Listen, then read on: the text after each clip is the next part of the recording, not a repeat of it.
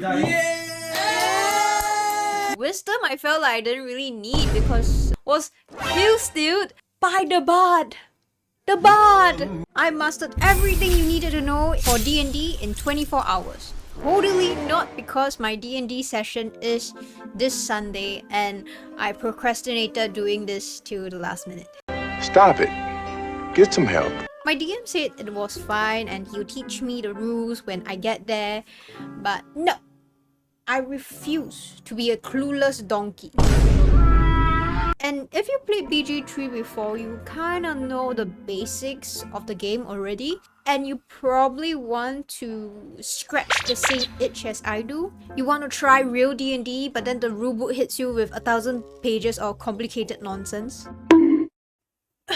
But have no fear, for I am here. We're gonna do this in just 3 easy steps. So right now I'm looking at a huge master list of all the D&D guides that one can possibly read. Is that a monster manual? Smash. Most of them you do need to buy to read. Luckily, my DM is very nice and he told me to read this book in particular.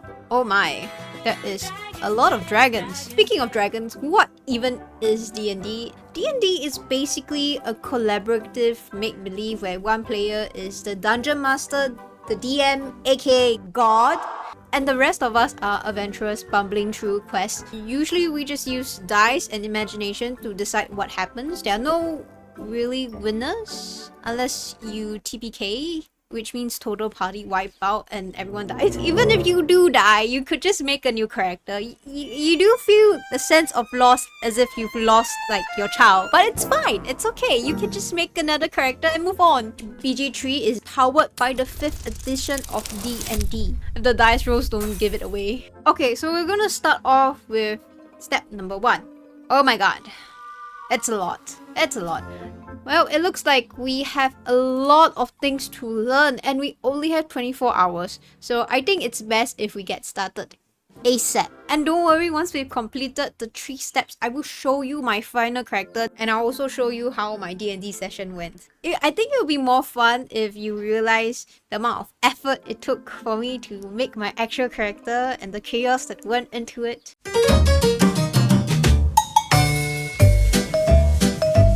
So I picked out a few items to tell you guys about. These are all the dices you can have. D4 means that the dice has 4 sides. And when someone says 3d8 plus 5, it means that you roll 3 8-sided dice and then add 5. You got it? The 6 abilities. Strength is how physically strong you are. Can you turn the stupid wheel? Dexterity is your ability, reflexes, and balance. Can you unlock the stupid chest? Constitution is your health and stamina. How far can you push your bodies to its limits?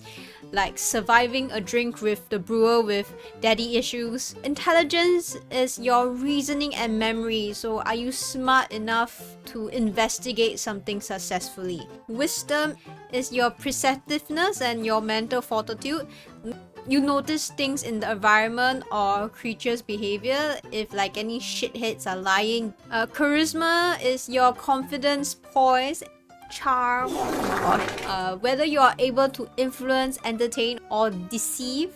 Like how you motivated the flaming fist to kick down the door while just doing this. I always thought intelligence and wisdoms were the same thing, so now we know which one was my dumb stat. Advantages versus disadvantages. You know how you go and talk to Kalga, and depending if you're a druid or a tiefling, you can either have an advantage or disadvantage talking to her. Like, bitch, what are you talking about? We're both druids. Don't oak father me. I know who is oak father. When a roll has either advantage or disadvantage, you roll with a second d20. So that's why you usually see like 2 dice rolling about. So for example, you roll the 2 dice and one's 18 and the other is 3. So if you have advantage, you use 18. But if you have a disadvantage, you use the 3 because that's the lower number. Bad roll, if you have heroic inspiration, you can ask your DM to roll again. So how does one acquire heroic inspiration? It's awarded by your DM for acts of heroism, good roleplay, or in-character behavior. Or you could just threaten your DM. Skill proficiencies are just extra advantages when doing a roll. So, example, when a DM asks for a strength check when I'm climbing a tree, I can say, oh, what a coincidence!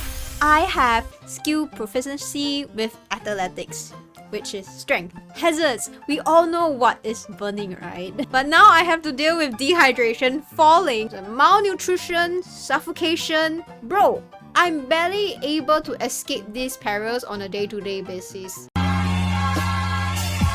Combat. So I watch a lot of D&D TikToks and I never really understood why role initiative was a bad thing. Also, I'm like slightly blind in BG3. In D&D IRL, combat unfolds in 3 steps. Number 1, establish positions. The DM determines where all characters and monsters are located. Then step 2, roll initiative. Everyone has a roll initiative determining the order of turns. Step 3, take turns till the battle is complete. I've always wondered why wizards love Fireball. When a wizard casts Fireball, the spell's damage is rolled once for all the creature caught in the blast. You can get multiple people with Fireball? I didn't know that. That's awesome. And that was the entirety of chapter 1. Only chapter 1. So the next chapter is creating a character. Step 1. Choose a class. Normally in BG3, I just choose the same class I always do, but now I'm considerate of the fact that my other party mates already consist of a human paladin, Asamal druid, orc cleric, and a human bard. So naturally, I would choose to be a fighter. Totally not because of a certain toad in my life. Now I have to choose a background. So I'm just gonna choose a noble because it gives me strength and charisma and intelligence. Choose a species. Did I mention that I'm a high elf? Languages, I can barely handle 2. You want me to speak more? I don't think we ever really got over that language barrier. No, it's not your fault. What the fuck? Choose an alignment. In BG3, that isn't really an alignment as I recall. Like, you do stupid things or you do not so stupid things. But I think for my character, I will go with neutral good. I think neutral good suits her pretty well. Which really made me question, like, what would be my alignment in real life? Maybe chaotic good? Maybe? Multi-classing. Okay, I think now is a good time to confess that I'm still on story mode and I don't want to touch multi-classing even with a 10-foot pole. Trinkets! Trinkets looks very cool. Like, I would definitely want to roll a 9 for a lock of someone's hair. Alas, my DM has not made mention of needing a trinket, so I will skip on all of the trinkets for now. Chapter 3. Character classes. This chapter goes more into depth for all the classes like barbarian, bard, cleric, yada yada yada. So because I've already determined that I want to be a fighter, I will just go into fighter. Okay, fighter subclasses. So from what I understand, there are 4 subclasses.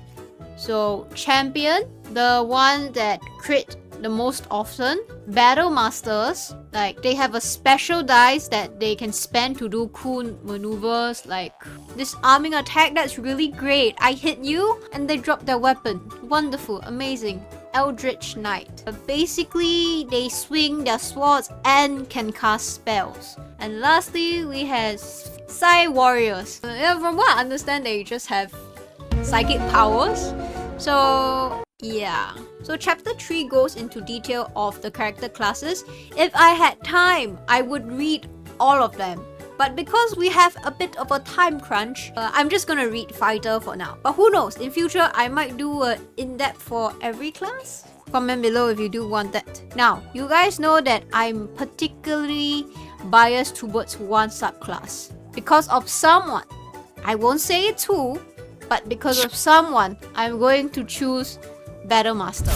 Chapter 4. Character Origins. This chapter goes in depth about character origins, which I've already set my eyes on Noble. But everything else was a really interesting read. Now for the species section, I really enjoyed this one because I got to read up more on Asimas and a new species that I've never heard before. Goliaths! It's so cool! I was really tempted to play a Goliath because 35 feet is nothing to sneeze at. But high elves have Misty Step, so I would say that's even better. Technically, I'm not basic. Feats! Many of them I already recognize from BG3. Everyone knows ability score improvement and lucky are the best one. Prerequisite 19 plus. Yeah, I don't think I'm gonna touch boons for a while. So that's it. Reading 4 chapters took about like 3 hours. Oh, I have 18 hours left. Okay, so I read through all the weapons and I think Great Sword and Maul is the best item. Tools. Lots of cool things here. They have painter supply. Like, where was this when I wanted to paint a Starion? But not the most useful for fighters, I guess. And because I am a noble, I also have a gaming set, which allows me to tell if someone is cheating or actually win the game. And of course, I chose playing cards because there are a lot of dirty cheaters. And then I went to look at adventuring gear, lots of cool items, but none of them really have the rarity beside it. So I realized when my DM said that he wanted one common, one uncommon, one rare item, he meant magical items, which I will show you what I got later. But more importantly, D&D has mounts. No bears, but they have a mastiff. It's so cute! And then another cool thing in D&D that doesn't exist in BG3 is that some magical items require attunement, sort of bonding. To bond with you in the way the gods do. So imagine running towards your vampire friend with the ring of Sunwalker while he is burning up and oh sorry, you need attunement. Please do a short rest first before you use the items. Also, you cannot attune to more than 3 magical items. 3! My Tef could never! Speaking of magical items, I've browsed through pretty much the entire catalog of D&D Beyond and I have chosen Potion of Healing, common, Adamantine Plate Armor, which is uncommon. But like, what do you mean it's uncommon? I had to fight a whole ass construct to get this plate. And also, Vicious Weapon, which is a rare. Chapter 7, Spells. I kind of skipped this chapter because fighter, no magic, cannot cast any spells. But I did go and read all the appendixes, which is super duper cool. Like, look at this. It looks so good. So this is where the little bitch was staying. Sorry, I'm a little salty. Also, the creature stat block was a really nice read because I got to look at all the really amazing artwork. Look, it's Shovel. This entire thing took me like 2 hours-ish. So was it good? Do you understand D&D now? Please say yes, because learning all of this took longer than expected. So now I'm gonna go and sleep 8 hours and then we're gonna move on to building my character tomorrow. So I edited my character off camera because it's just easier that way. The number of times I just went, huh? And referring to the handbook over and over and over again because I just cannot get it through my mind. It took like 2 hours. I am happy to present Clarathel, Battle Master Fighter Elf with a noble background. I stole a picture from Pinterest I promise I will change it later, okay? I'm running out of time. Sources, I just unchecked homebrew because I know my DM is reading off a book, so it's definitely not homebrew. Plus, my DM said that it was okay to join the group at level 8. So we have 8 levels to go through. For core fighter traits, I chose perception and intimidation because as a noble, I already have history and persuasion. I don't really need animal handling. We have a druid on the team, so it's fine. So perception and intimidation it is. Fighting style, I chose great weapon fighting because I was pretty set on great sword and maul. I chose great sword, maul, and hand crossbow because I need the range. Fighter, subclass, battle master, student of war. I chose athletics and carpentry tools. Carpentry tools is because I can pry open chests. So if everyone fails lockpicking, I can use my carpentry tools, I guess. I think I can craft a lot of things with it also. And then maneuver options, I chose precision attack, disarming attack, riposte, pushing attack, and menacing attack. So these are all things that Lae'zel has, and then I just thought, oh, you know what? Let me just take everything I have on Lae'zel and just apply it to myself. Guys, it's my first D&D character. Go easy on me. For my chosen feat for level 4, I chose a ability score improvement, constitution and strength. And then at level 6, my next feat that I chose was lucky. And level 8, I had another choice for feat, and I went for a great weapon master, which gives me 1 strength. So, phew. I didn't touch multi-classing, so don't ask me anything. So, background, describe your character. So, as I say, Claradel is a noble, and I chose playing card set. Skilled, I have 3 feet. So I chose smith tools, mason tool, and disguise kit. For smith tools, I could make some equipment, so that's why I got it. For mason's tool, I could make a hole in the water. I was like, yes, this is something I need. I'm tired of this, Grandpa. That's too damn bad! You keep digging! And disguise kit, I think it says for itself. Just go past enemies without fighting. Ability scores, I chose intelligence and strength. Are we sensing a pattern here? My intelligence scores, it was a +1, and my strength, I did a +2. Character details, alignment, I'm neutral good. Faith, faithless. Lifestyle, she's comfortable, unlike me. If you see the character portrait, you will notice that she is wearing a mask. I will explain why later. But yeah, so I didn't really fill this in.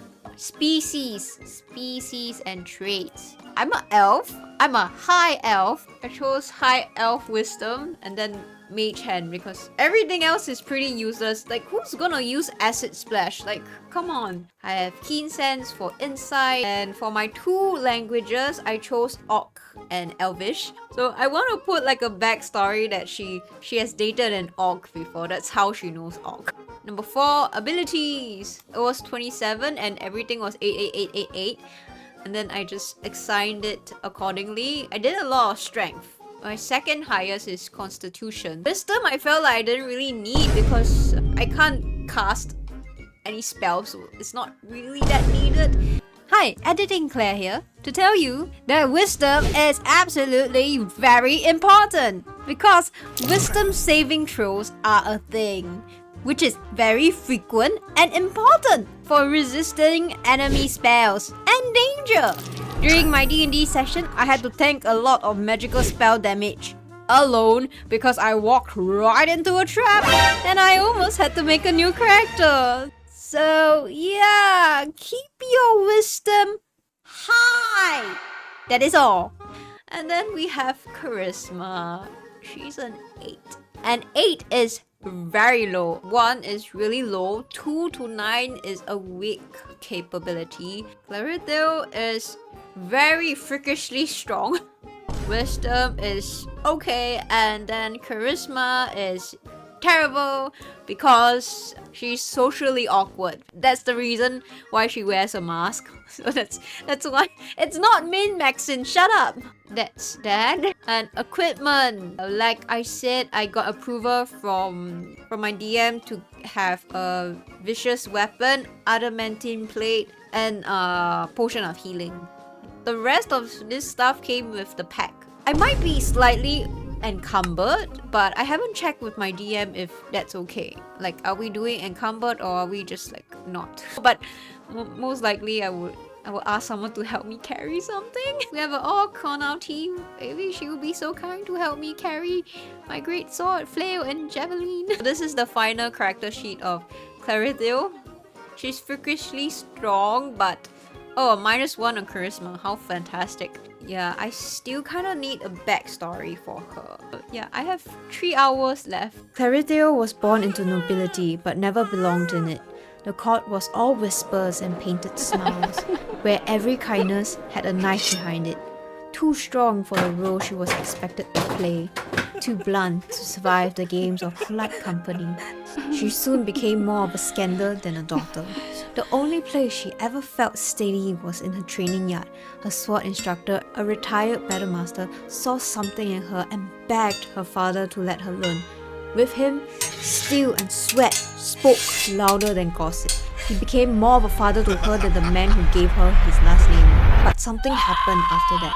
Clarithil never talks about it. Whatever it was, it drove her from her home into a life on the road.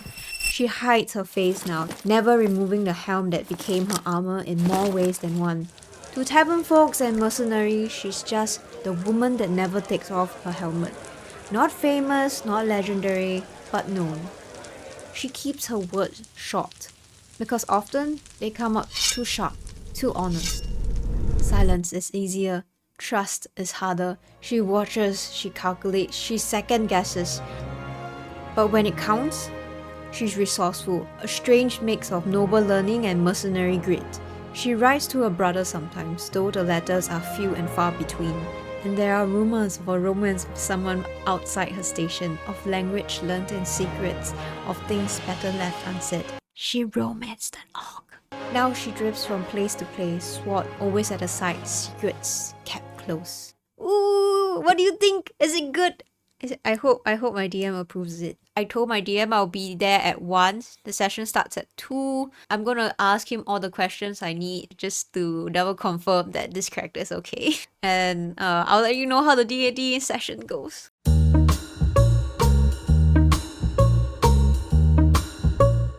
I am back from my D&D session and woof, am I tired. 5 hours of gameplay doesn't really hit you till you actually stop playing the game. Technically, it was 6 hours because I arrived 1 hour earlier to get my DM's advice on my character. He changed some stats around, namely my strength and some other stuff I'm not too sure. Half of the time I'm just... And yes, whatever you do, use the website because the app is janky AF.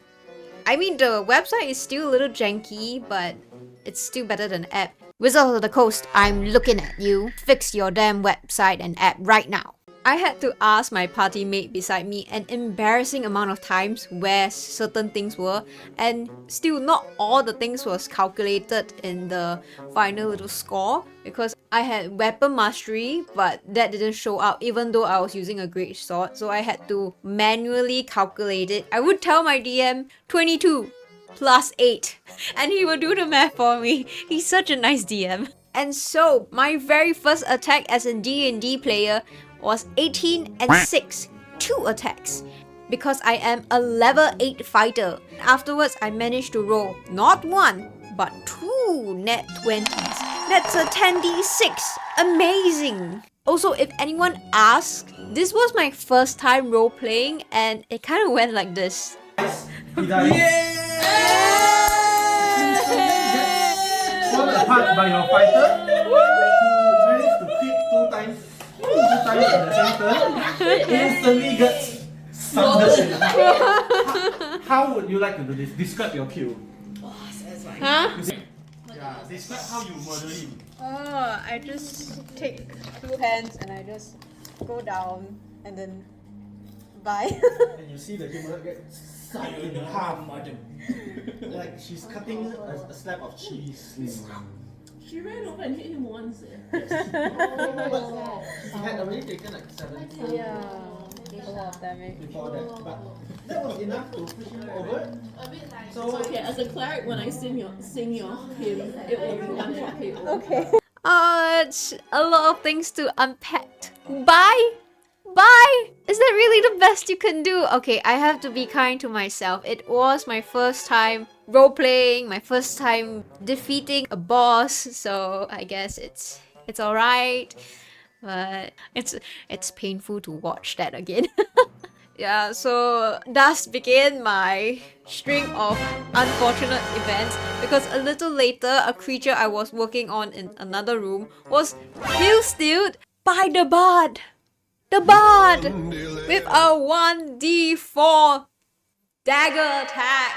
So as the bard was recounting his tale of how he managed to slay the very hard to slay creature, I just sat there with my arms folded and just... Hello, darkness, my old friend. After that, it got worse because tell me why with a 46 I roll all ones. How is that even possible? Also, I did a lot of stupid things because the DM showed us the creature that we were fighting and they all had wings and he specifically said they are mutated to have wings, and guess what I did? Feeling confident and a little bit like I have to redeem myself, I walked into the room despite knowing that there are definitely enemies somewhere. It's just we couldn't see them. It looked empty, alright? And then all the enemies fly down and attack me. All of them. I took all the damage. I just tanked it like the good little fighter I am. Yeah, not the smartest move. Did I mention that I'm the smartest in my party? Like, stats-wise? Final thoughts. It's definitely better to play with experienced player for your first campaign because it's gonna be really hard to know what's happening. You need to know things. For example, in the game, the lucky feat pops up by itself. But in D&D itself, you need to tell your DM that you want to use your lucky feat before he actually rolls. And that applies to pretty much everything, so no more auto game mechanics. You gotta voice out the things you want to do. I might do a follow-up video going into details on what happened in my very first D&D game, like the fact that we sacrificed 2 innocent NPC for safe passage. But yeah, I don't know if I really want to do that video. And that's it. I hope this 24 hours really showed you guys how easy it is to start your very own D&D adventure. At the end of the day, if you want to play D&D and you're a BG3 player, you already have the fundamentals. So you can't romance the hot goth half-elf without being judged by your other party mates. But I would argue that is what makes D&D special. With that, Claire signing off. Taters.